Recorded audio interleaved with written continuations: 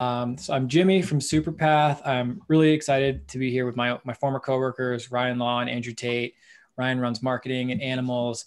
Andrew runs R&D, and they've been working, as Ryan alluded to, for a while on this big benchmark report. So Animalz is in this pretty unique position where they have access to a lot of different companies, Google Analytics, and they've gone and anonymized that and put together this really cool benchmark report. Never quite seen anything like this in the content space. And so they're going to today talk through some of the findings of that and then open it up for Q&A. So for folks who are joining us, please feel free to use that Q&A, ask questions as we go. I'll kind of play moderator, and every now and then I can pop in with questions, especially if you're asking something about like the slide that they're currently on or whatever. And then we'll get to the rest later. I will get out of the way. Ryan and Andrew, it'd be great if you guys can intro yourselves, and then let's dive into it. Yeah, sure thing. So this is like a bit of an Animalz reunion because the three of us used to work together back in the day. As Jimmy said, yeah, I am Animalz current director of marketing.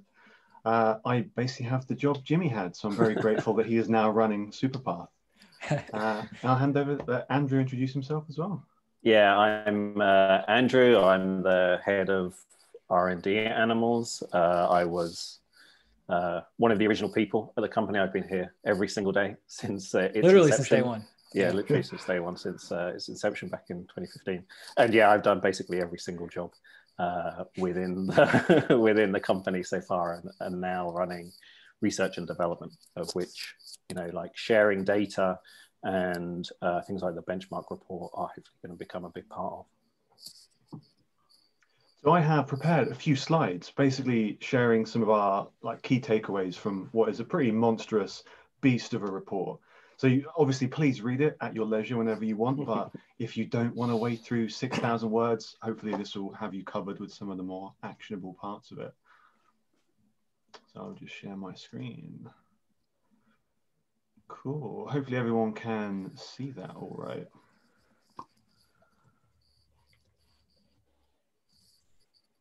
Cool, we good? Jimmy, Andrew, you can see that? Yes. Okay, good stuff. So I won't go into this again because we've just been introduced. I will say, yeah, so one good thing about this, Andrew is a former neuroscientist, which comes in very, very handy when you're trying to do any kind of data collection and analysis. I am not a neuroscientist, so if any egregious errors have crept in at any point, probably my fault. So you have me entirely to blame for that. Jimmy's already alluded to what the data set actually was we analyzed, but I'll let Andrew speak a little bit more concretely about where we got our data from. Yeah, so, obviously at Animalz, we work with dozens, over the time, hundreds of different SaaS companies. So the data comes from kind of like two sources. So one is their Google Analytics. I don't know if we have any customers that don't use Google Analytics basically to understand their content. Obviously there are different analytics packages out there, but Google Analytics is the one that basically everybody uses. And as soon as a customer comes on board with Animalz, we ask for access to their Google Analytics so we can start to understand their content a bit better. So the data basically came from that, 150 million page views over the past year, basically. So from September 2019 to August 2020, we wanted to kind of time bucket that so that, going forward, we can think about benchmarking every single year and think about next year, what's the difference between this benchmark now and the benchmark next year. But also because there's a lot, people change up their Google Analytics a lot, and getting good quality content from the entire range of a blog's lifetime is very, very difficult. And it's almost entirely SaaS companies, right? At Animalz, we work almost entirely with SaaS companies. There are a couple of outliers in there, but even if a customer isn't a SaaS company, we decided basically not to use them in this report because we wanted to give them an idea of what SaaS content is doing at the moment. I think that's one of the issues with a lot of benchmark reports is it's quite hard to actually generalize anything from the data because it's bundling lots of different companies, lots of different sizes together. It's hard to know how that is relevant to you. So that was something we tried to solve for a little bit through our reporting. So we've got a few takeaways, the things I think are worth taking note of as a result of this. So our first one, organic is the engine of content marketing. That's a pretty obvious statement. I'm sure that's like not a surprise to anyone. But the thing that did surprise me in doing all this in this data collection was just the magnitude of organic search traffic. So across the entire data set of companies we looked at, almost 60% of all the traffic came from organic search. I think direct and referral were kind of 10 to 15% on average, and social and email were barely making up 5% of the total traffic. So in terms of how these blogs function, where all that traffic comes from, 60% comes from search engines. That was also reflected in the growth rates of these channels as well. We wanted to know which of these channels were growing the fastest over the year we analyzed, and by far, organic search was the biggest, had a 9.01% compound monthly growth rate. As Andrew pointed out to me, that may sound like quite small. I thought that was quite a small number, but that is the equivalent of basically 2.5 timesing of traffic in a single year. So that's pretty huge. Yeah, I think one of the things which we kind of bang on about at Animalz, both internally and with customers, is the idea that traffic should compound over time, and you're growing your traffic on last month's traffic every single month. So that's why we chose like the CMGR as a metric here. And yeah, even though you're having like very small growth rates each month, it just adds up, like this is the thing you're always told in finance, right? Like invest a small amount at the start and you'll be a billionaire, by the time you're 35 or whatever. It's the same kind of thing here, like just small investments to start off with, even with small growth rates, can build, as we'll kind of like see later as well, build into something massive, years or, even sometimes months down the line. The one really interesting exception to this, so if we break this down into like different cohorts, so we looked at all the blogs according to their starting size in the first month we analyzed, which was September 2019. So we had some blogs that had fewer than 10,000 page views in that month, some that had 10 to 50,000 and so on, all the way up to those that had over 1 million page views in that month. For 4 of those groups, it's a pretty straightforward story. 60 to 70% of all traffic came from organic search. But the big outlier for that was these smallest blogs here. Only basically 11% of traffic came from organic.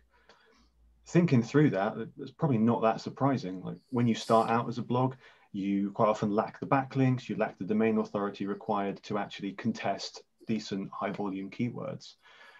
So one of these things we've been trying to recommend smaller blogs actually do to remedy this is this idea of like social seeding. It might not be the best thing to do to start off doubling down organic traffic if you're a brand new blog, because actually, as we can see from these data points here, direct traffic and referral traffic, so that's stuff like people typing in URLs directly, or traffic from like so-called dark social, it's like Slack groups, Discord, WhatsApp, and people actually clicking backlinks, which is referral traffic. They play a much bigger role in traffic generation, and they also basically seed the blog and get the blog to a point where it's then going to be able to rank for keywords in the future.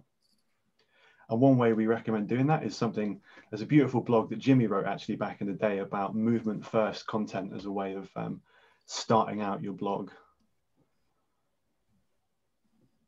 I don't know, Jimmy, do you want to allude to what is movement first content? Yeah, sure. I mean, the premise of that idea is basically that if you're just getting started, it's best to focus on really high caliber ideas and to establish the philosophy that you're building your company on, as opposed to just chasing distribution channels. It's much more difficult to chase distribution channels and then build that kind of humanizing element in later. It's a lot easier to start with that. and the example that we use in the post was the iPhone, which is cliche, I guess, but when the iPhone first came out, it was extremely difficult to get. And could they, and that exclusivity was part of what made it so attractive. Nowadays, you can get an iPhone at every Walmart, Target, Best Buy, where you don't get them anywhere. But like, had they gone for mass distribution right off the bat, you lose that exclusivity piece of it, and that's really important as you're kind of trying to build the brand. So definitely recommend checking that piece out. So can I ask just one quick question, Ryan, about that last slide? I'm curious about the million plus blogs.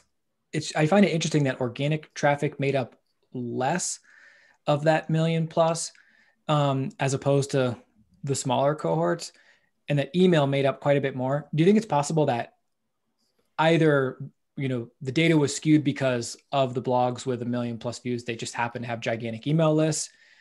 Or do you think there's something else going on there? It's the former there. It's okay. That, yeah, like there's a small cohort, and it just happens that, yeah, like some of the blogs in that cohort just have massive email lists. So as you kind of like we'll see later, like in terms of like yearly numbers, in terms of some of the larger blogs, then organic traffic is massive in general for bigger blogs. Yeah, I think here, like you would probably expect that to be larger in general. Got it. And one other quick question, John Gitlin asked in the chat, roughly how many customers made up those 150 million page views? 70. 70, got it. Thank you. Cool. Sorry to interrupt. No, good.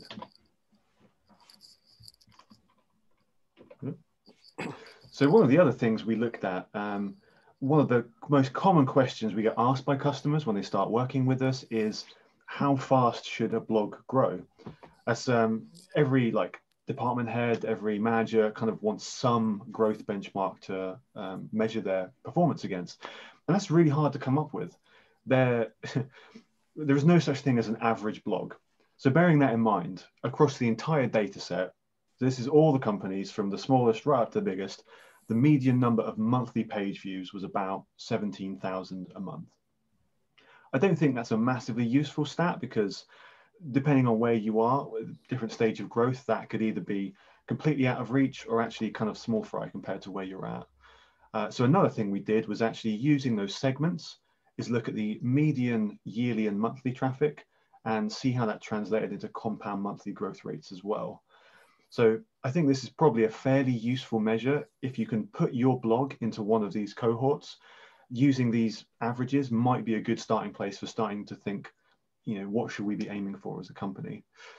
So right away, right at the smallest end, you've got blogs with fewer than 10,000 monthly page views, averaging about just under 4,000 page views a month. But obviously a very fast growth rate there. So they were growing almost 6% compound monthly growth rate each month. You can see how these numbers increase over time, all the way up to the biggest cohort, where this is a pretty staggering number. I'd be very happy if we got there with our blog, over 3 million page views per month. The thing that really jumped out at me was that actually the huge blogs are growing at not far off the rate of the smallest blogs. As a small blog, it's very easy to grow by 10% if you have 100 page views a month. That is not a challenge at all. It's obviously much harder to do that if you're starting from 1 million page views a month. But what we found was actually there's a big drop off in the monthly growth rate in this kind of middle area in terms of sizes. But then at the two extremes, the biggest and the smallest, you're growing very quickly. I think Andrew kind of coined the idea of like an escape velocity. I kind of think about this as, once you reach a certain point, there's almost like this defensible moat you've built, be it of backlinks, of brand recognition, of domain authority. If content marketing ever gets easy per se, it's probably when you reach this point where you've started to saturate all the search results and you can contest virtually any keyword you want to go after. Yeah, exactly. It's kind of like once you, for those massive blogs, they basically own their vertical, and their content is going to be ranking for for almost all of the keywords, plus they're probably in a massive vertical as well. So they have like that, all of the traffic they can possibly muster. It is interesting though, like they're just like growing and growing and growing. I guess like there's like, as Ryan says, like there's this moat effect, there's kind of like this flywheel effect as well. Like they are themselves growing the industry each time. Like they're putting more content out there, they're putting more ideas out there, and that's kind of like generating more page views as well. I think that the growth rates here, like we'll get onto, and is in the report, like the idea that the last year has been very strange in terms of a regular year. So there's probably some kind of like fluctuations in the growth rates there. Like some people have had a bad year, some people have a very, very good year. But if you can get to that kind of like 1 million plus, which is like obviously a super big ask, but if you can get there, then like you can, as kind of like say, like escape from regular content and just almost do what you want. Like whatever you're doing is the right thing to be doing at that point. And one thing related to this as well, we went into this curious if there was a Pareto distribution happening at any point within this data set. You probably come across the Pareto principle, like it's the idea that say 80% of the outputs of anything can be attributed to about 20% of the inputs. So the classic example is Vilfredo Pareto in this little pea garden. He found that 80% of the pea shoots he grew came from only 20% of the plants. And we did find an example of that here, in that 80% of all the traffic across our entire data set came from just 16% of the blogs. So there's basically this huge gulf between a good blog and the best blogs, which are just orders of magnitude further ahead of everyone else in terms of traffic. This is so interesting. I have always considered 100,000 views a month to be really like a milestone for a SaaS company, especially in the B2B space, because at that point, you're probably generating enough traffic that you can turn your attention elsewhere, at least for a little while. Like it's likely that you have like pretty strong organic share. And now it's time to start thinking about conversion rate optimization, driving more trials, demos, leads, or whatever. You may not know this just off the top of your head, but do you know if there's a difference in the type of company that achieved those, like say 500,000 to 1 million or more views a month? Like were they more focused on B2C or were they freemium maybe, versus like the sites that maybe are smaller, but still that traffic could still be quite productive for maybe like an enterprise SaaS company or an agency where the lifetime value of a customer is quite high. Yeah, actually like the blogs that were in that last cohort were like varied quite a lot actually. Oh, interesting. Yeah, so it wasn't like something which you could say definitely that it's because of X basically that this is why they've got such massive growth rates or massive page views for sure. I do think like that you're fundamentally right in that you have to think about the page views and the growth rate that's right for your company and your industry and your customers and whatever, because you might just be in a small market and therefore like whatever 50 to 100K might be the top the top value you can ever get to, but even like within something like marketing, right? Like there is like a massive possible world out there of people reading your content. Right. One thing I find so interesting about SaaS is that there's just so many levers you can pull to achieve growth.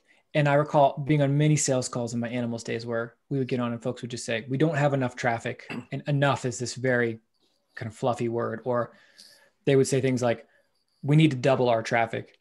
And it just sort of indicated this thinking that suggested that the only way they felt they could get more customers was by, using the fixed conversion rate that they had and just adding more and more traffic on top of it. And in a handful of cases, that's probably true. Like the only thing you really could do, maybe you've just optimized everything else about your lifecycle marketing and your free to paid conversions and everything else. and you just have to add more traffic. Usually that's not the case though, you know? And so we would encourage folks, I'm sure you guys still do this, encourage folks to like think beyond just the top level traffic numbers, because there's so many other variables in there that can affect whether or not the business is growing.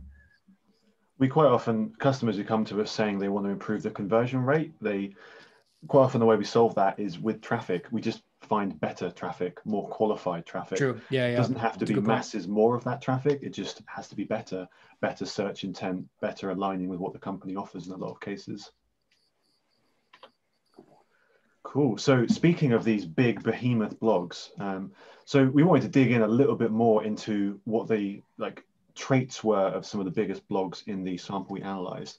So here we're looking at blogs that have, over the course of the year, they hit over 1 million page views. And there were 3 commonalities between them that really jumped out at us. So if you remember from earlier, we said the average across the entire cohort was about 60% of all traffic coming from organic search.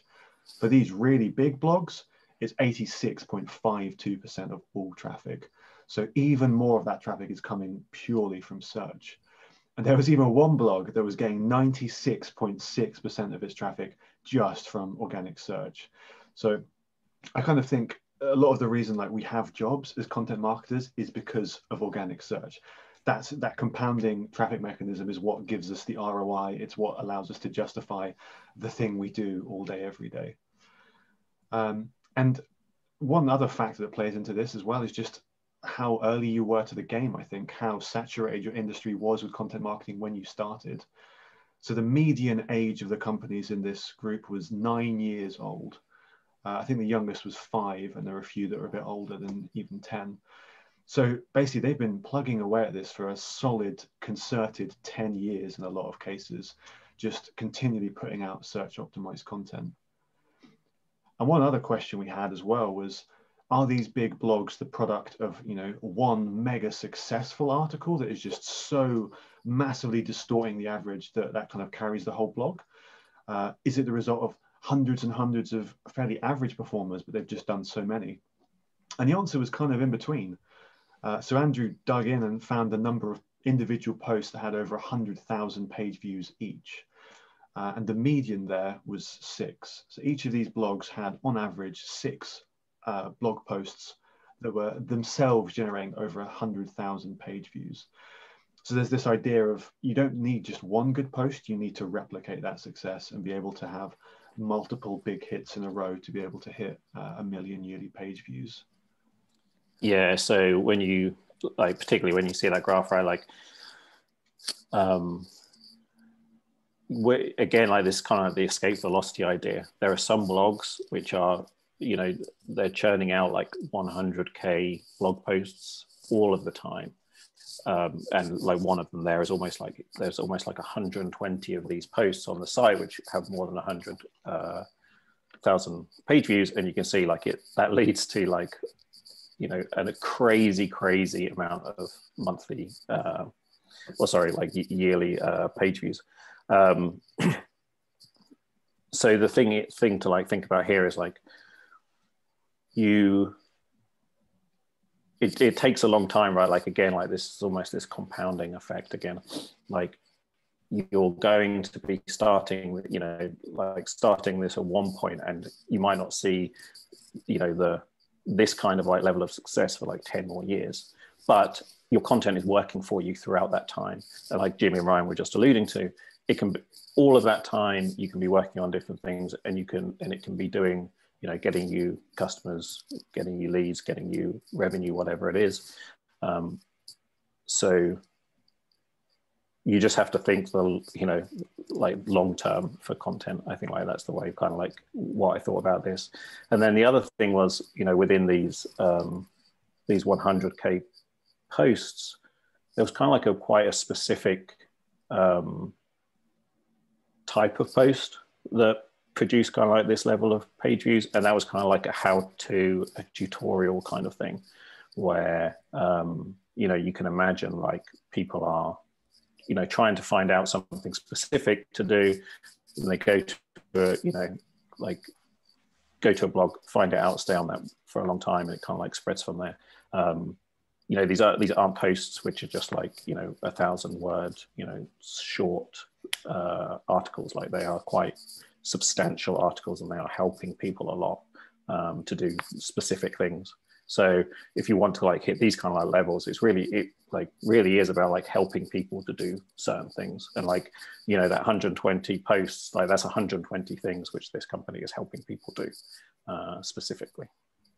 And if you want a great example of a company that does this very well, I really recommend checking out the Ad Espresso blog. We've written quite a bit about this strategy, but they are like the definition of hit makers, basically. 100K post after 100K post. There's a lot to be learned from their blog.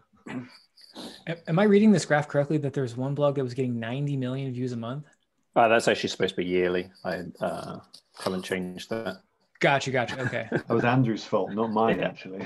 That's still amazing. Yeah, exactly. If you zoom in on the bottom left cluster, like those blogs are still outliers, and then there's this one. Yeah, exactly. And then I'm very curious to know who that is. I'm sure you can't tell me, but yeah, off the call maybe. But yeah, you can see from that graph, right? Like, there is that cluster, which and within that cluster, right? Like, that is a successful cluster, and then there's like beyond success kind of thing, like crazy that's levels amazing of success as well that we see sometimes. So success is a relative for sure. Cool. So we talked a little bit about this earlier, but one of the things Andrew was actually really interested to explore with this report was the idea of seasonality, because we all, I think, have anecdotal experiences of like a June slump when people go on vacation or when things slow down over Christmas. And we were really looking forward to having some nice data to either prove or disprove that. Unfortunately, COVID just threw all of that out of the window. Impossible to like tease out any seasonality from it. Yeah, so last year or whatever, we built Revive, and some of the feedback from Revive is, well, of course things like go down at the moment because it's Christmas and I have a blog which sells barbecues or something like that. So I've kind of like been interested in seasonality recently and try to work out, can you automatically find seasonality in traffic? So that was one of the things we were going to look at, but then exactly as Ryan says, right, like this year has been just completely anomalous in terms of traffic, obviously in terms of everything, but in terms of content marketing, some people have seen like massive gains and some people have not exactly seen massive losses, but not seen kind of like growth that you might expect. And I think like, Ryan, I'll pass back to you, but you had like a really good insight about like why some people, like we're expecting e-commerce SaaS to see large gains because so much is turning online. But you had a good point about like sales and marketing and customer success. Yeah, absolutely. So kind of our own first-hand experience of COVID when it happened was things like lots of companies suddenly freezing expenditure on agencies or sales and marketing activities, and shifting a lot of that through to customer retention. Nobody wanted to lose the customers they had as COVID was kicking off. That suddenly became a massive priority, and sales and marketing took a big backseat. That has been massively reflected in the growth rates we saw for those verticals. So going into this, my hunch would have been that e-commerce was the fastest growing, because there's been lots written about how much the industry has grown, how retailers moved online. And that was the vertical that saw the greatest total traffic, but it wasn't the one that saw the greatest growth, year-on-year growth. That actually went to customer success and support, followed closely by productivity and project management. So yeah, again, trying to retain customers probably became a much more important objective for people. And moving online for the first time, you suddenly need lots of process management tools to make that happen, especially if you're like an offline business. So one of the things I found quite interesting about this as well, ed tech as well, anecdotally, like very, very small absolute numbers of traffic, but very fast growth. This is something we've experienced as a company. There's been like this upswelling in education technology as, I think, a second order effect of COVID. Once you get your team online and functional and just about doing their job, the next thing you start thinking about is how do you make them better? How do you teach people? How do you facilitate an environment of learning? And we've seen that reflected in these growth rates as well, which I thought was kind of interesting. One thing on this as well, we've actually written a case study about a company called Cellbrite, which I think is a really interesting example of this.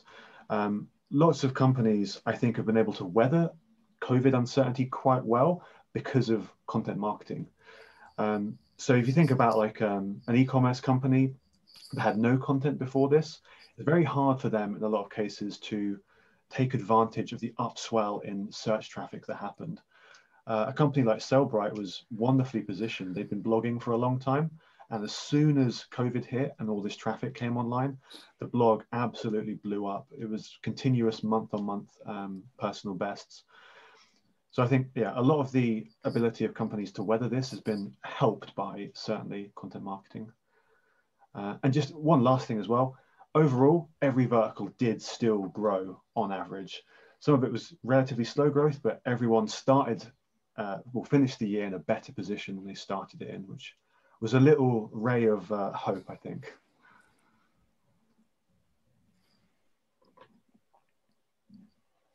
Cool. So we had a quick look as well at engagement statistics. So what does it actually look like when these people find content from these different sources? So across all of the data, the median bounce rate was basically 80%. So 4 out of every 5 people, after they found your blog, chances are they're hitting the back button, going somewhere else, not sticking around to engage with content. But I don't necessarily think that is a problem. We've already talked about how much of this traffic is coming from organic search. I think these are 2 interconnected phenomena. Any given blog post is very situationally useful. You are basically, one person is searching for one very particular problem they have at a very particular moment in time. If your article is able to solve that problem, meet that intent, they can leave happy. There's not always a good reason for them to stick around and engage with a bunch of content. There are obviously things we can do to improve that in terms of improved interlinking between things, but generally it's adding value, matching that intent, even if it results in 4 out of 5 people leaving again. I don't necessarily think that is the biggest problem in the world. It's just a character of search-driven blogs. Yeah, it's, you know, we normally are more focused on traffic at Animalz rather than looking at these kind of like engagement statistics. This was like interesting, like again, like what, you know, when I computed these numbers and I was thinking, wow, that's quite big, but like as Ryan kind of like pointed out, does it matter that much, you know, in the context of the way people are finding your content and reading your content? They're coming to your site, they're reading something, hopefully they're actually going away and doing that, like whatever you've helped them to do. But as long as your name is in their mind for the future, then that doesn't really matter. That's one of the things with content, right? Like it's difficult to attribute success to it because, you know, people, you know, dive in and out of it. So having like these high bounce rates isn't particularly a problem, and you shouldn't like necessarily worry, I don't think, about having high bounce rates. And kind of like the same thing for like time on page as well, which was the other kind of like thing we looked at. Low time on page doesn't necessarily mean people aren't reading your content that much. So don't worry too much about it. One of the things we found with this, which is something to consider, you can see there, right? Like it looks like there's some places have like a 0% bounce rate, like basically nobody is ever leaving the site. The trap. But actually we found like, yeah, it's great. We found actually like a few issues where basically Google Analytics wasn't tracking this properly. And it seemed like a constant issue across some of the, some sites. So there's something to consider, like when you're looking at your bounce rate, and you'll notice that this also is correlated with a weird time on page. So if you notice like you've got like a really low bounce rate and a very, very low time on page, that probably means like your Google Analytics isn't tracking them properly. Oh, sorry. I was just going to pop in quick and say that's very interesting because I recall a blog I worked on 5+ years ago, Vero. We set up our own bounce rate. I think it's like an adjusted bounce rate. You can just put in your own parameters for how Google Analytics will detect a bounce. And I I can't remember what we said. It was like, if someone stays on the site for 30 seconds, it's no longer counts as a bounce, even if they immediately leave. And our bounce rates dropped from like 80% to like 5%, which is completely skewed, but it did give us, now we felt like we understood exactly what was happening when we measured bounce, as opposed to, I know that analytics is kind of, their definition of it can be a little squishy. So anyways, just throwing it out there. Sorry to interrupt you. No, that's cool. Yeah, it's interesting. It's funny because actually Animalz is one of the sites where this is screwed up. Oh, so I wonder if did Jimmy set that up? Perhaps, yeah, it feels so good to have a 5% bounce rate. I'm addicted to exactly. And yeah, like going back to like again like the 100K post thing, like when you're looking at like time on page or maybe also like low bounce rates, like it's like these tutorials and like these long posts, these things which are helping people that do really, really well. Like we've Ryan has highlighted Charto there. You know, like recently I've basically been learning to be a developer, and yeah, like my time on page of certain articles has gone up to probably days, you know, as I like try and work through some of these tutorials. And it's probably the same for, you know, a company like that where you're kind of like working through something. So thinking again, like about how to help people as much as possible is going to like make all of these metrics better. I feel like you're going to get more page views, you're going to get a better growth rate, you're going to get a lower bounce rate, and you're going to get more time on page. That's kind of like the way that like at least we're thinking about it. Ryan there alluded to, yeah, like internal linking as well. There's something we're kind of like quite interested in at the moment, is the idea of like how sites are linked within their own like blog structure. And yeah, like maybe better linking will help with your bounce rate, but again, like maybe it's just not that important to have like a super low bounce rate, because it's just the way people are reading your content. And with the time on page thing as well, one way to look at that is, how do I increase time on page? The thing I've been increasingly thinking is, assuming that that's how long people will stick around, how can I deliver and make an impression on those people as quickly as possible? So one of the techniques we use for that is a very simple writing technique that is called bluff. It's the idea of, you put the bottom line up front. So instead of burying the premise, the core part of the article, like a few paragraphs down, you open with it in the first couple of sentences. Deliver as much value as you can in that immediate scan. And even if people then want to click away like 10 seconds later, hopefully they've still got something of value, something that's still memorable out of that experience as well.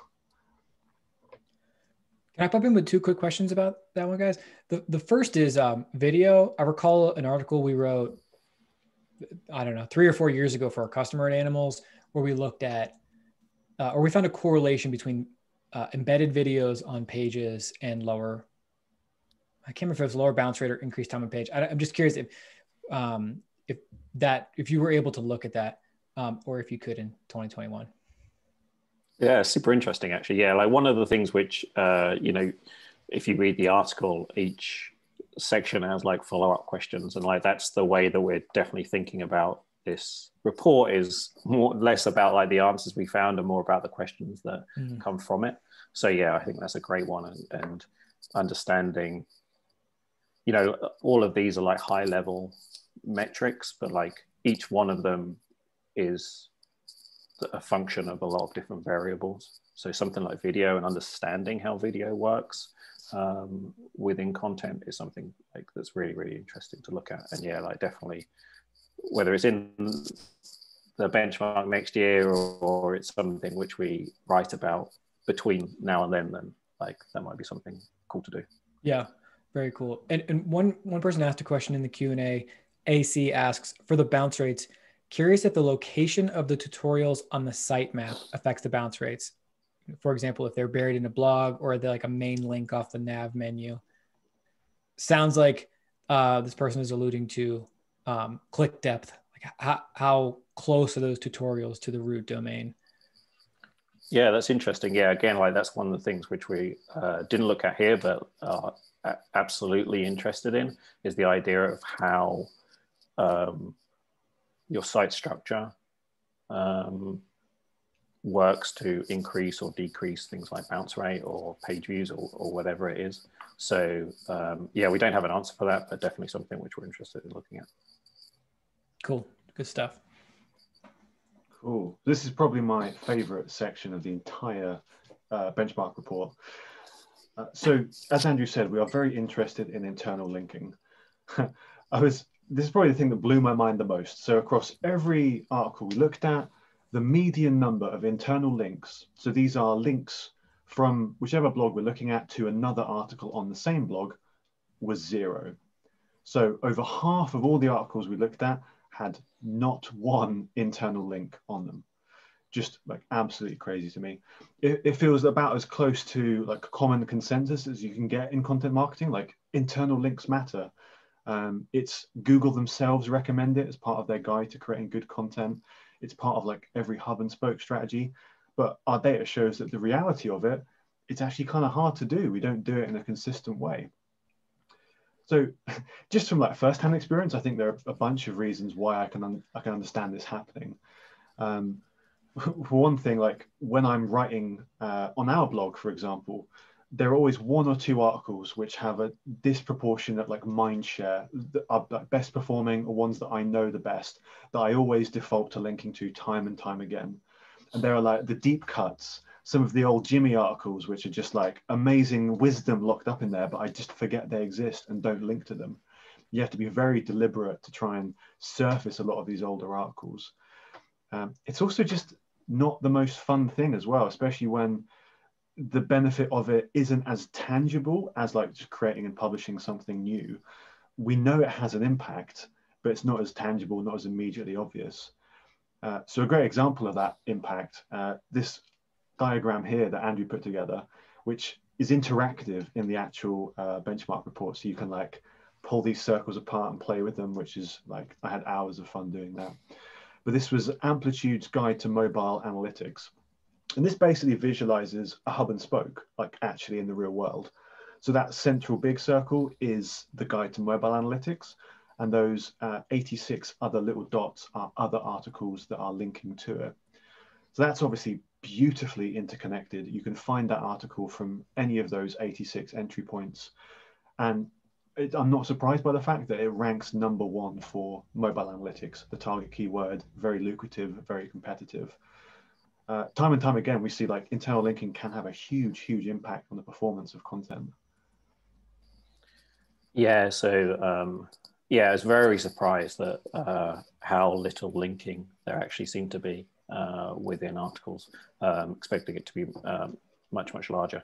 Having said that, like, so the orb, as Jimmy calls them, that I put together here, like whenever I do those for customers, it surprises me kind of like how you know, like how little linking there is. Like you when you imagine your blog, you imagine it like well interlinked, but actually when you visualize it, you'll be surprised at how, not exactly like necessarily how few links there are, but like how random it often seems as well. So that's kind of like why one of the reasons like I started playing around with these visualizations, because it's a difficult thing to hold in your mind, especially like once you know, even like once you've maybe got like a dozen articles on your blog, you can't actually visualize how it all works together at that point when you're getting to these blogs with thousands and thousands of pages on them. You can't possibly put that together in your head. So like visualizing is good. And I do think that probably, you know, one thing which we haven't really worked out is like probably have to have some kind of like process to do this properly, because you have to keep track of it. It's kind of like Ryan says, like, you know, when I was writing at Animalz more, I would always have like a few articles in my head, and those are the ones I would link to if I was going to, you know. And sometimes you just write an article and you think you're away with it, and then it's published and you think, well, actually I forgot to put any links in that at all. So it just happens. So you have to build a process which helps you kind of like link your content together, and it works. You know, like we've seen this with Amplitude, we've seen it with other hubs. If you go to jimmydaily.com, I was there today for something else. Like he's got a long list of all these hubs that work for different companies. Like it's definitely something you should do, and you know, yeah, kind of like structuring your content and thinking about your content as more than just individual articles is really important. So thinking of it as like a whole rather than individual components is definitely the way to kind of like embed it in your head. I'd love to know as well. Oh yeah, go ahead, Jimmy. Oh, so I was going to pop into the questions. You want to go though? Very, very quickly. Yeah, go for it. I'd love to explore how this changes by like company and team size as well, because lots of big companies, it's not just one content team. There are teams of content teams within the org, all creating content, all unaware of what the other teams are doing, all working in relative silos. Quite often you'll have freelancers contributing as well, and trying to get all of those to play nice in like an SEO friendly way, interconnecting all of that together. That's such a hard thing to do. I imagine this is a problem which is probably compounded by the more teams and actually the more resource you have to put into content marketing. Well, we have a question in the chat, and I had a quick question about how you're defining internal links. Is an internal link only from the body of the content, or are you counting things from category pages and pagination? No, so it's only from the body of the content. Got it. So no headers, no footers, no categories, no pagination, no author pages, nothing. It's like literally the natural way that somebody might try and, the way that I think about it is like a wiki hole, right? Like the way Wikipedia works. You go to a Wikipedia page and you read it, and then you click on another link and you read that one, you click on another link. Like the kind of like the hole you go down at Wikipedia is kind of like thinking about, is there the ability to do that for a blog? Because then like the content is naturally linked. It's the thing which is most associated with what they're already reading at the moment. And the links you put in your content should be things which are going to help people further. So that's the way kind of like we're doing here, because like the content is linked in terms of, it will be linked from pagination pages, but that might be on page 12, like super deep down your site. Whereas here, like we're talking about like the way people can naturally find your content. Got it. And then Liz Joyce in the chat asks, do you have an example of what this kind of process would look like this updating of old content to include links? I'm curious what you guys think. I have one quick thought on that, which is that especially if you're building a quote unquote movement first blog that's based on ideas and philosophy building, it's really useful to be self-referential. And I tried to do this in the early days of the Animalz blog, to kind of commit to a core set of ideas and then reference them often. That creates a certain continuity to the content that you create. And as people discover it for the first time, it leads them down rabbit holes. Ben Thompson, who writes Stratechery, does this better than anybody. Like there is not a single blog post that he writes that doesn't reference 2 or 3 other things he's written in the past. And that sends you down it's like crazy rabbit holes. The way he organizes it is he has these kind of like fundamental concepts. He has a handful of them. And then he looks at all of these ideas that he writes about through that very specific lens. And it creates this nice experience for the reader, because once you understand the core concepts, everything else he writes makes more sense. And then, of course, it creates these very natural opportunities to be linking back and forth also. And actually, in his case, he even has a concepts page where he collects any blog post that mentions a certain concept in one place. So that's kind of it's not going to be the right process for everybody, but works extremely well in a case like that. Yeah, that idea of like coining concepts, that makes it so much easier to refer back to it throughout everything you write. One thing we do at the other end of the spectrum, like for bigger companies as well, is just try to avoid coming up with content ideas in isolation. If you're going to go through all the effort of like coming up with one idea, try and expand that into like a series of 10 interconnected, interrelated ideas. That's quite often easy to do from a search perspective. You can go, find long tail variations of whichever keyword you're interested in, or find parts of the process you're writing about that you want to break out. But just that like batching process, thinking of content as a collective and not as a series of single articles, that's naturally going to make it much easier to interrelate all of those articles as well, I think. Definitely. Yeah, I would think too, oh, sorry, Andrew, go ahead. Yeah, I was just going to say it like, if you've already got like a lot of content and you're thinking it's not very well linked, there's like, you can go back and also just like refresh your content, like there's something we're like big on Animalz, like the idea of going back over content. And like Ahrefs now has like a nice little tool which gives you like link opportunities and tells you like you know, the anchor text is, you know, for one article is in another article. So maybe you can link that.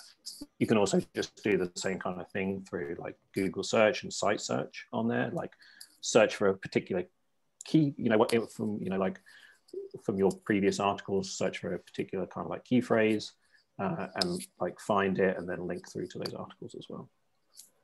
Yeah. That is what I've got a thing blocked down my calendar for next week to do for the benchmark report. I'm going to go through all of Animalz content. I'm going to find like 50 opportunities to link to it, I think.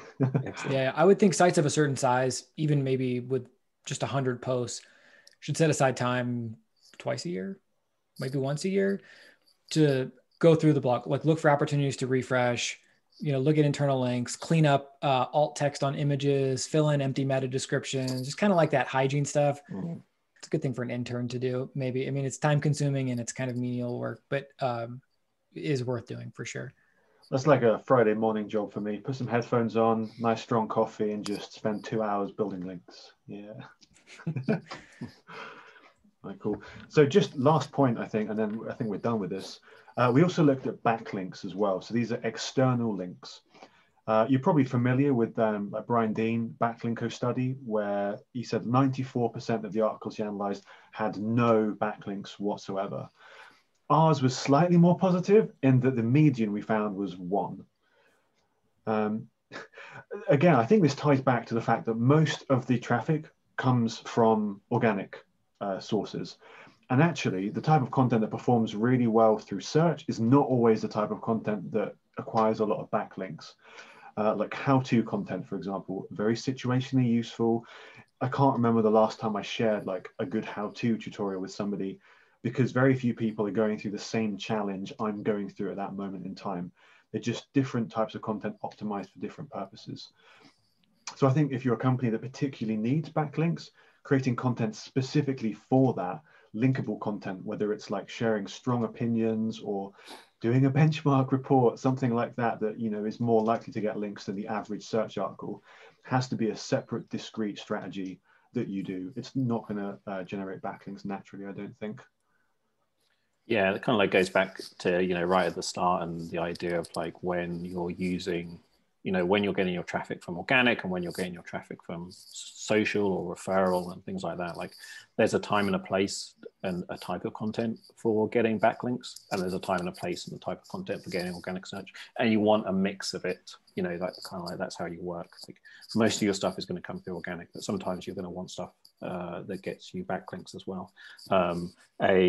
You know, a couple of years ago, Jimmy and I worked on an article about the shape of content, about like how content, you know, in terms of like individual articles, how you see a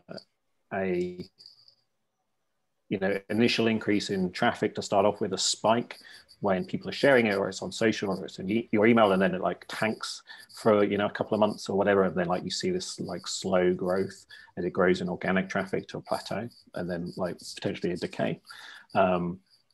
And you know, like one of the things which I think we're kind of like interested in now is like understanding how things like backlinks work within that shape of content. Like, you know, when do you get the backlinks, and how do the backlinks interact with all of these other types of sources? You know, like if you get like a ton of social traffic, does it increase your backlinks, which then increases your organic traffic? Or like the same kind of like thing with email, and I understand like the interaction of how all these different sources work over time to, you know, grow an article and grow blogs. And I think like for me at least, like that's kind of like the almost the holy grail of content, is like understanding like that process. So you can say like, yeah, like you'll get, you know, if you get a certain amount of backlinks for this article in a certain amount of places, it will then lead to this, you know, growth over time. So that's kind of like, yeah, like one of the things which I think we'll be thinking about after this report. Just one no one needs persuading of the value of backlinks, but one anecdotal experience we had. So we had an article on our blog go viral, like truly viral, on Hacker News. We got 120 new referring domains from that in a very short span of time. And that had a lasting impact. It basically triggered a step change in our traffic. We gained 30,000 monthly page views, in addition to I think we started about like 15,000 or something that month, maybe. So like substantial increase. And we've sustained it and built on it every single month since, because one article going viral, being linked to from so many places, changing the domain authority, allowing us to rank more easily for lots of other keywords, basically opened the door to a whole new world of traffic for the Animalz blog. So optimizing just for links is actually can be great for traffic and every other dimension you care about as well. I love it. That was cool. awesome. I think, yeah, we're done. Yeah, look at that. Covered so much. We have a couple minutes here, so if anyone does have questions, we might have time for one or two. I will just say now, really appreciate it, Ryan and Andrew. Just appreciate you guys putting this presentation together and walking us through it. Would definitely encourage people to read the entire thing. I put a link in there, and when we publish a recording, we'll obviously make sure to link to some of the blog posts we mentioned, the benchmark report, both of your Twitter accounts. And also, I know that Animalz is hiring and available to be hired, so please feel free to pitch us on that while we have a little bit of time here. Yeah, so one thing particularly front of mind at the moment is we are looking for a sales manager. So you've probably followed Jimmy, like he talks so much about the importance of content marketing intersecting with sales. That's exactly the kind of role we're looking for. Somebody that is passionate and interested in talking about and advocating for content marketing to all of the interesting, amazing prospects we work with. So we can link to that. You can find the job description on our website as well. If you apply to that, you'd have a quick chat with me, or we'd wax lyrical about content marketing. So maybe it'd be worth it just for that. Who knows? Definitely. Well, cool. Well, we're not getting other questions. So if it's cool, we can go ahead and wrap it up. We'll publish the recording in the next couple of days. Can't thank you both enough, and happy Friday, and enjoy your weekend, especially you, Ryan, since your weekend started like an hour ago. Yeah, I'm gonna get an actual beer now, I think. Yeah. Awesome. Cool. Cool. Thanks so much, guys. Thanks a lot.